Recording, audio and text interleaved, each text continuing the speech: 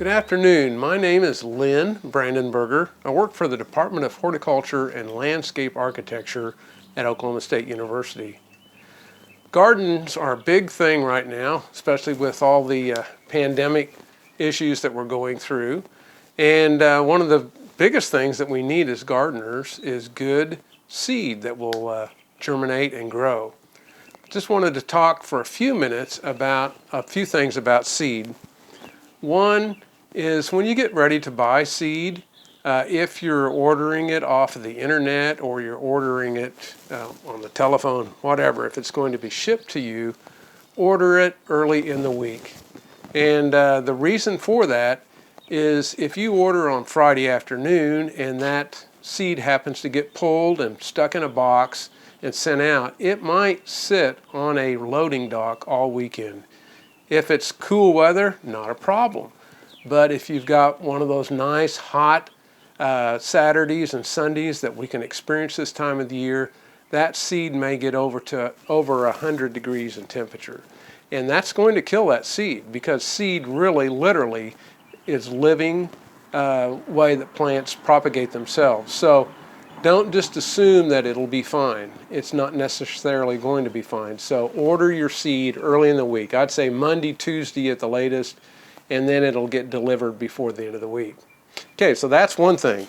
The second thing is when you get that seed, if you're like me, you usually buy more seed than you actually need, and so you end up storing the seed. Now this is just some spinach seed that we bought in 2009, and so we always put a year on the seed when it comes in, so we know when we got it and we have some idea how old it is.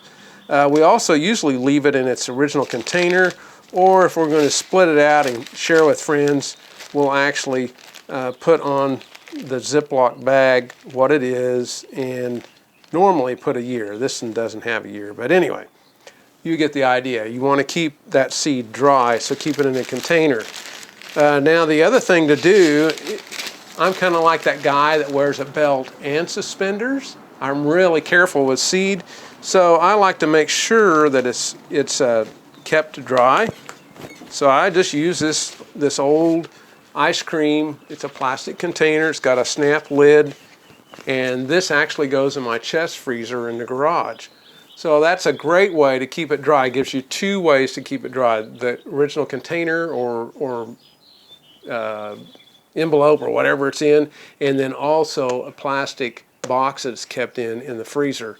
That way, if you're like me and your freezer that you're putting it in is not a frost-free, if it defrosts and it's all floating around in there, it's not, your seed's still dry and it's still going to be viable and good for you. So that's an important tip.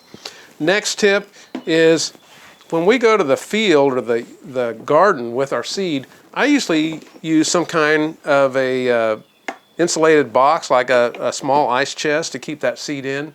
It does not need ice in it, but this container is insulated and it will keep that seed nice and cool, because if that seed heats up, it's dead. And there's no use in planting dead seed. This also comes in handy if you're buying seed locally. Let's say that you're going to your farm and garden store and buying seed. Have one of these in the trunk of your car or in the cab of your truck, and put that seed into that container and then close it up. That'll keep it cool enough that you won't damage the seed. The worst thing you can do is spend good money on good seed and then throw that seed on the dash of your truck or your car, gets up to 150 or 160 degrees, kills it all, and then you take it home and plant it and you find out that, gee, I wonder what's wrong. Well, what's wrong is the seed's dead. So those are some tips about that. Last but certainly not least, so actually I have some older seed here. This seed is some radish seed, and it was new in 2006, excuse me. So it's 14 years old. Now that seems like that'd be too old to grow, wouldn't it? So what we're going to do is we're going to test the germ on this. So we take just a simple paper towel and we wet that paper towel. Notice I'm going to squeeze out all of the water, that I can get squeezed with my hand. And then I open up this paper towel. Then what I'm going to do is I'm going to pour a few seeds. So I'm going to count them. There's 1, 2, 3, 4, 5, 6, 7, 8, 9, 10, 11, 12, 13, 14, 15, 16, 17, 18, 19. That's probably a good 20 seeds, okay? I'm going to place them on here. Kind of spread them out just a little bit. Whoa. Then I'm going to fold over my towel. I'm going to fold it 2 or 3 times. And then the last thing I'm going to do is I'm going to put it inside of a Ziploc plastic bag. And then I will leave it in there. Probably overnight will be long enough for radish seed because it germinates quickly. But leave it in there for about a day, and then I'll pull it out and check and see if any of the seed have begun to germinate. Now this is some seed I put in there earlier, and I mean earlier was just early this morning. But as you can see, these seeds are bigger.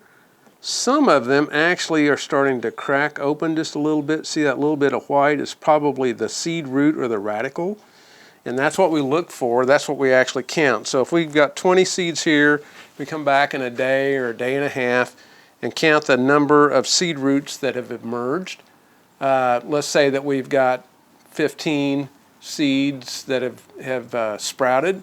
Then we know that we got 15 out of 20 seeds that are up. We can multiply that times 5, which would be what? 50 plus 25, that'd be 75% germination. So it's a pretty easy thing to do. Earlier, we checked germination on this batch, and it actually ran about 92% germination for seed that was 16 years old. So that's pretty decent germ. But again, this seed has been kept cold and dry, and that's the proper way to store it. Is you want it both about 40 degrees, maybe down, you could actually freeze it, that won't hurt it. But ideal would be 35, 40 degrees, and then about 15, 20, 30% relative humidity, which the inside of a frost-free refrigerator or freezer, that'd be a great place for them to be. So that's it about how to handle your seed and how to check the germination. Hope you're having a great day. You take care, and we'll see you later. Goodbye. We hope you enjoyed this video. It's part of our Oklahoma Gardening YouTube channel. You can also find even more videos on our OK Gardening Classics YouTube channel. And join us on social media for great gardening tips, photos, and discussion.